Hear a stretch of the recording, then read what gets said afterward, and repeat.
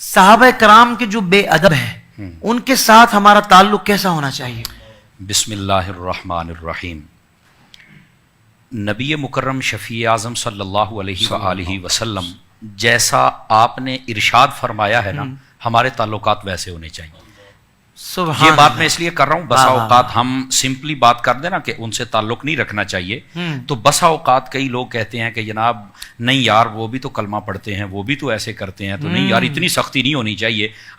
پنجابی ساڈی کہتے ہیں ہاتھ ہوڑا رکھو، ہلکا ہاتھ رکھیں۔ تو میں نے کہا یار آپ یہ بات چھوڑیں، مولوی صاحب مجھے یہ بتائیں جیسے ہاتھ حضور نے رکھا ہے ویسے رکھ لیں؟ کیوں حضرت شاہ صاحب ویسے رکھ لیں؟ ہاں جی ویسے رکھ لیں۔ میں نے کہا بیٹا تو یہ بھی برداشت نہیں کر سکے گا۔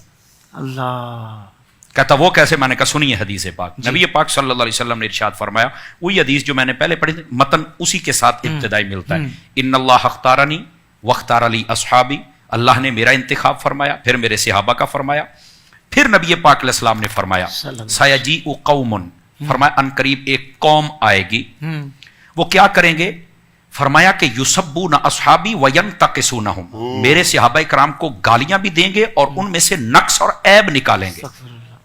نبی پاک صلی اللہ علیہ وسلم فرما رہے ہیں۔ اچھا یہاں تک جب فرما دیا تو اب آگے کیا ہے؟ آقا علیہ السلام نے فرمایا سنو، جب تم دیکھو ایسا بندہ جو میرے صحابہ کرام کے خلاف کوئی بات کر رہا ہو تو فرمایا لا تجالسوہم ولا تناکحوہم ولا تسلموا علیہم ولا تصلوا معہم۔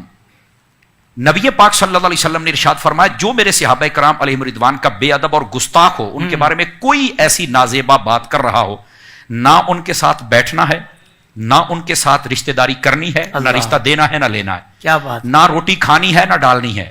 میں کھلانی ابھی کہہ سکتا تھا، یہ بھی کہہ سکتا تھا نہ روٹی کھانی ہے نہ ڈالنی ہے۔ اس سے بہتر ہے کسی کتے کو ڈال دو، کم از کم تمہیں بھونکے گا تو نہیں نا۔ کیا کہنے تو نہ روٹی کھانی ہے نہ کھلانی ہے، نہ ان کے ساتھ نماز پڑھنی ہے نہ ان کے پیچھے پڑھنی ہے، مر جائیں تو ان پر نماز جنازہ نہیں پڑھنی ہے۔ ہمیں لوگ کہتے ہیں نہیں مرنے کے بعد تو یار کچھ نہ کہو نا، مرنے کے بعد، میں نے کہا مرنے کے بعد پھر اپنی ولدیت کی جگہ ابو جہل لکھ لینا، وہ بھی تو ماری گیا ہے نا، اپنی ولدیت کی جگہ یزید کا نام لکھو، مر ہی گیا ہے نا۔ شرم نہیں آتی ہے تم کو یار؟ بھائی جو کمینہ ہے وہ زندہ بھی کمینہ تھا، مرنے کے بعد بھی کمینہ ہے۔ اگر توبہ کر گیا تو ہمیں بتاؤ کہاں توبہ کر کے گیا ہے۔ تو نبی پاک صلی اللہ علیہ وسلم نے جیسے فرمایا ہے ویسے ان کے ساتھ ہم نے تعلق رکھنا ہے، اور آقا کریم علیہ السلام نے تو واضح کر دیا۔ نبی پاک صلی اللہ علیہ وسلم تشریف فرماتے، حضرت سیدنا عثمان غنی رضی اللہ تعالیٰ عنہ، آپ کے ایک آپ کا گستاخ تھا، وہ مر گیا، آپ سے بغض رکھتا تھا۔ ترمذی شریف میں حدیث ہے، نبی پاک صلی اللہ علیہ وسلم کو بتایا گیا کہ فلاں شخص مر گیا، آپ اس کا جنازہ پڑھائیں۔ فرمایا میں تو نہیں پڑھاؤں گا۔ حالانکہ مشکا شریف پڑھ کے دیکھیں، حضرت شاہ صاحب تشریف فرما ہے، حضور نے فرمایا جب تم میں سے کوئی فوت ہو جائے تو مجھے بتانا، میں جنازہ پڑھاؤں گا، جس کا میں جنازہ پڑھاؤں گا اس کی قبر نورانی ہو جائے گی، اس کی قبر میں نور جائے گا۔ جنازہ پڑھانے سے قبر نور والی ہو رہی ہے، اس کا مطلب ہے نور والے نے پڑھائی ہے تو نور والی ہو رہی ہے نا جی۔ یہ ایک موضوع ہی الگ ہے، وہ انشاءاللہ موقع ملا زندہ رہے تو اس پر بھی بات کریں گے۔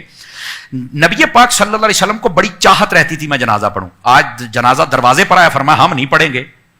یہ لنڈے کے مفکر ہمیں بتاتے ہیں کہ تم فلانے کا جنازہ نہیں پڑھتے، فلانے کا نہیں پڑھتے۔ میں نے کہا بیٹا ویسے ہاتھ رکھو جیسے حضور نے رکھا ہے، تم سے نہیں رکھا جائے گا، یہ اصل حقائق ہے۔ آپ نے جنازہ نہیں پڑھا، کیوں؟ وجہ بتائی کہ میرے عثمان سے بغض رکھتا ہے۔ میں نے کہا عثمان سے بغض رکھے، اس کے ساتھ یہ تعلق رکھنا ہے، نہیں جنازہ پڑھنا اس کا، سمجھ آئی؟ یہی صحابہ کرام کے گستاخوں کے ساتھ ہمارا تعلق، نہ بیٹھنا ہے نہ اٹھنا ہے، نہ کھانا کھانا ہے نہ ان کو ڈالنا ہے، نہ ہی ان کے ساتھ رشتہ داری کرنی، نہ سلام کرنا ہے، بلکہ ایک روایت کے یہاں تک لفظ ہیں اگر وہ بیمار ہو جائے تو پوچھنے نہیں جانا ہے، یہاں تک فرما دیا۔ تو یہ تعلق رکھو نا، پتہ تو چلے نا کہ حضور کے صحابہ کا عاشق ہے جو کہ گستاخوں کے ساتھ ایسا رویہ کر رہا ہے جیسا محبوب کریم علیہ السلام نے ارشاد فرمایا۔ سبحان اللہ، سبحان اللہ۔